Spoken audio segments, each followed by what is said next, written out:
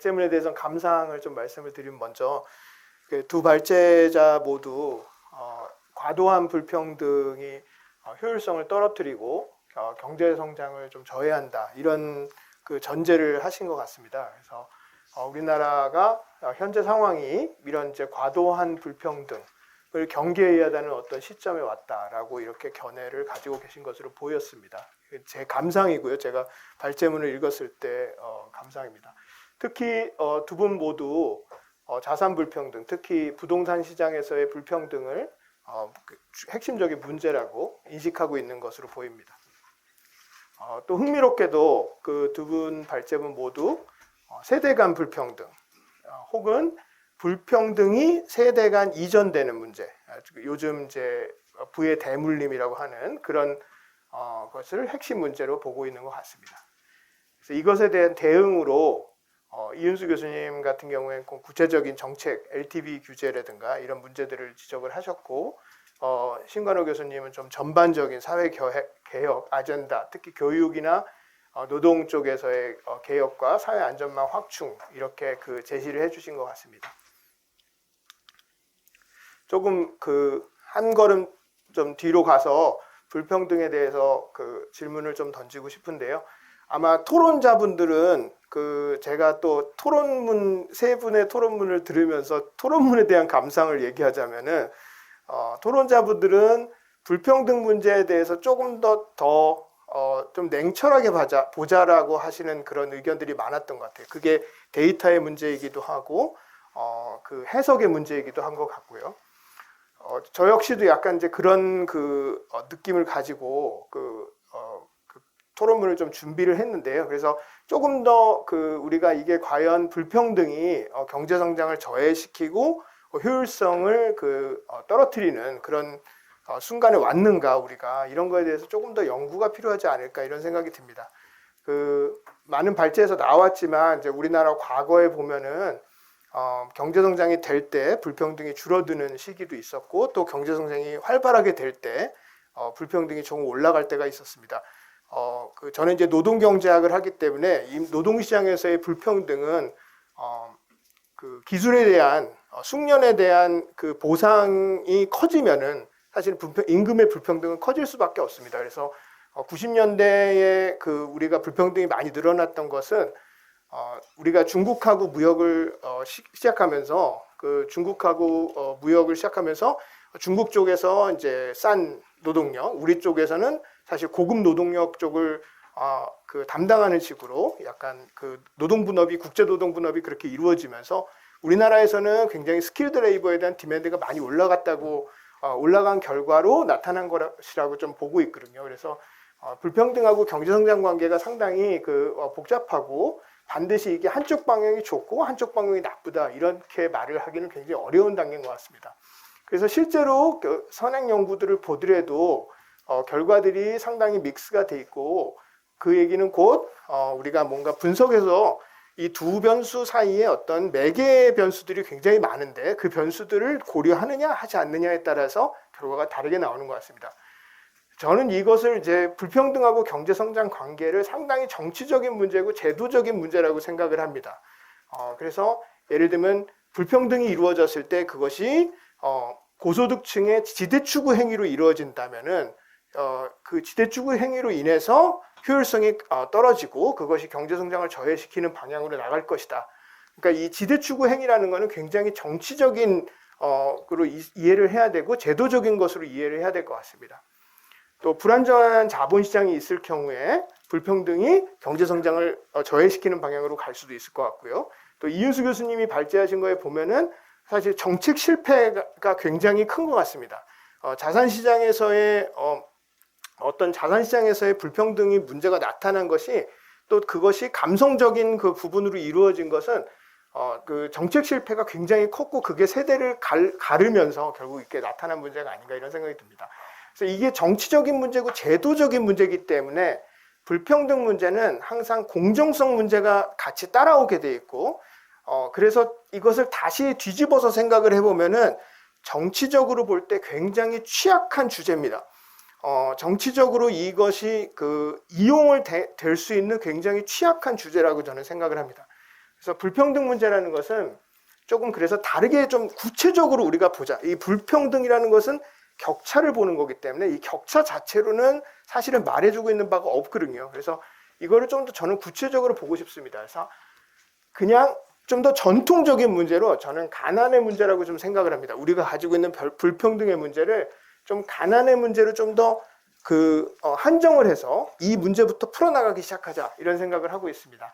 예를 들면 부모님이 건강에 충격을 받았다든가 배우자가 주요 소득자였던 배우자가 건강 충격을 받았을 때 그들이 저소득층으로 떨어지는 문제 이거를 우리가 막아낼 수 있느냐 이 사람들이 어떻게 세상에서 살아가고 있느냐 이런 문제가 좀 더 불평등에 대해서 우리가 어떤 태도를 취해야 될 건가 이런 것에 좀 더 관련된 문제라고 이렇게 좀 환정을 지어서 생각을 해보자 이런 생각을 하고 있습니다.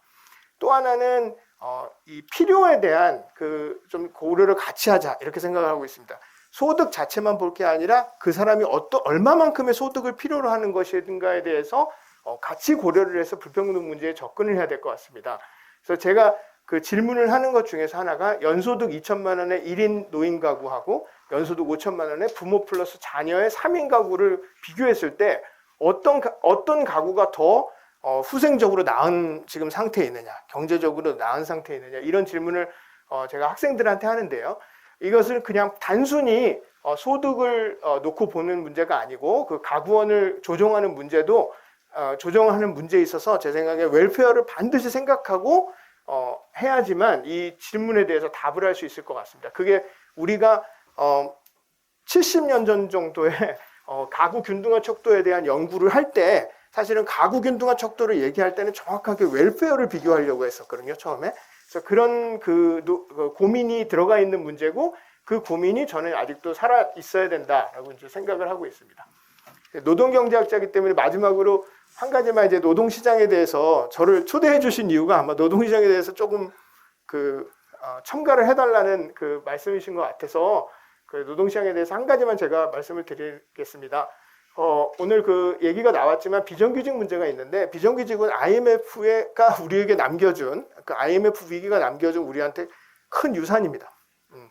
그래서 IMF 이후에 이 비정규직 문제가 이제 급속도로 그 규모가 커지고 지금은 이제 굉장히 그 비중이 높은 상태가 되어 있는데요. IMF가 처음에 주문한 것은 이 평생 고용과 같은 아주 경직적인 노동 관계를 유연화하라라는 것이었습니다. 근데 우리는 그것을 어떻게 해결했냐면은 계약의 종류를 구분해 갖고 정규직이라는 거하고 비정규직이라는 두 집단을 만들어 버렸습니다. 그래서 비정규직과 정규직을 엄격하게 구분을 해버렸습니다. 그 얘기는 뭐냐면은 여기서 비정규직으로 구분되지 않은 정규직은 이전에 IMF가 유연화하라고 했던 경직적 노동시장 관계를 그대로 가지고 있습니다. 그래서 이 정규직들은 우리나라의 고용보호는 정규직에 굉장히 높은 수준으로 되어 있는 반면에 계약서 자체가 다른 비정규직 사람들은 이 고용보호를 받지 못하는 굉장히 유연성이 높은 그런 상태에 놓여 있습니다. 저는 이거를 굉장히 기형적 유연성이라고 부릅니다. 노동시장에서 한쪽만 굉장히 유연하고 한쪽은 굉장히 경직적인 상태이기 때문에 이게 우리 몸으로 따지면 상당히 기형적인 그런 형태를 갖고 있다.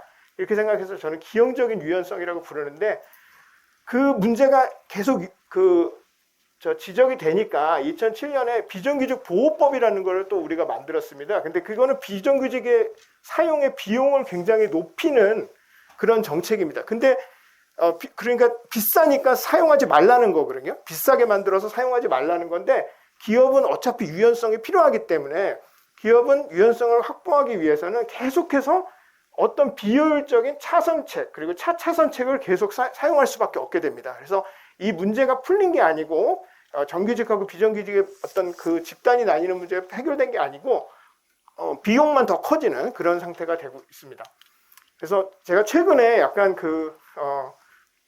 프로모션을 하고 있는 그런 그 정책 제안 중에 하나인데 이게 이제 우리나라의 그 고용보호 수준이라고 할 수 있는데 고용보호를 해고 비용이라고 볼 수가 있겠습니다. 이 근로자를 해고할 때 얼만큼 비용이 드는지가 그 경직성의 그 척도라고 할 수가 있는데 이 근속연수하고 생각을 해보시면은 좀 극단적인 그림이긴 하지만요. 정규직의 경우에는 취업이 되자마자 근속연수 0일 때부터 굉장히 높은 수준의 해고 비용을 갖고 고용보호를 받게 됩니다. 그리고 조금 지나면 상당히 높은 수준으로 받아서 끝까지 은퇴할 때까지 고용보호 수준을 계속 유지합니다. 비정규직은 어떠냐면은 예를 들면 기간제의 경우에는 2년간은 고용보호 수준이 거의 없습니다. 그리고 이제 2년이 넘어가면 정규직으로 전환되는데 그때 정규직의 1년 차하고 똑같은 이제 고용보호 수준으로 올라가겠죠. 근데 이게 올라가게 안 되니까 여기서 계속 기업은 종료를 하고 여기서부터 다시 시작을 합니다. 비정규직은. 계속 여기서 이렇게 계속 왔다리 갔다리 하는 상태가 됩니다. 그래서 비정규직이 정규직으로 전환되는 확률이 20%밖에 안 되거든요. 나머지 80%는 또 여기 갔다가 다시 한번 트라이하고 또 갔다가 다시 한번 트라이하고 이런 그 상태를 반복하고 있습니다. 근데 이게 계약이 이렇게 두 개가 나뉘어져 있는데요. 이게 우리나라만 이런 건 아닙니다. 유럽이 똑같이 이런 상태에 놓여 있는데요. 유럽이 굉장히 경직적인 노동시장을 갖고 있기 때문에 이렇게 노동시장을 유연화하라고 하면서 했는데 그때 한 유연화 방식이 이제 일종의 비정규직 같은 그 특정 그 계약 관계를 만들어 버렸습니다. 그래서 그거에 대한 그 대안으로 블랑샤드하고 티롤이 논문을 썼는데 그 논문이 뭐냐면 싱글 오픈 엔디드 컨트랙트라는 거를 제안했습니다. 그래서 우리가 이중 구조라고 보통 얘기하는데 이중 노동시장 얘기할 때 그 핵심은 두 개의 컨트랙트라는 겁니다. 이 시장에 노동시장에 두 개의 컨트랙트가 존재한다는 겁니다. 그래서 그것을 하지 말고 무기계약으로 하나만 만들어라. 하나만 만들어라는 뜻인데요. 이게 점증적 고용보호제도라고 제가 강창희 교수님하고 같이 이름을 붙였는데 그 단일 무기계약제도 혹은 점증적 고용보호제도에서는 고용보호 수준이 처음부터 이렇게 두 개의 그룹으로 나뉘는 게 아니라 모든 사람이 여기서부터 처음에 시작하는 겁니다. 그래서 일정 정도 올라가면은 그때는 이제 고용보호를 끝까지 받게 되는 이런 상황인데요. 왜냐하면은 이제 그 근로자가 일을 하기 시작하면은 계속 기업 특수적인 인적 자본을 계속 쌓아나가기 때문에 해고가 됐을 때 코스트가 굉장히 크거든요. 그 사람한테 있어서. 그래서 고용보호 수준을 이 근속연수에다가 이렇게 점증적으로 올려주는 시스템인데 사실 어려운 게 아니고 테뉴어 시스템을 생각하면은 테뉴어 시스템이 사실 정확하게 이렇게 되어 있습니다. 테뉴어 시스템은 약간 좀 더 이렇게 되겠지만 테뉴어 시스템이라는 것이 사실은 이런 시스템인데 우리나라는 이렇게 그 계약을 노동시장의 계약서가 두 개가 돌아다니기 때문에 이거는 그 계속해서 계급적으로 나뉠 수밖에 없다. 이 두 계층은. 그래서 이 부분은 오늘 그 발제에서 나오지 않은 그 양극화 부분이고 노동시장에서는 굉장히 중요한 양극화의 측면이기 때문에 그 부분은 제가 좀 첨가를 했습니다. 그래서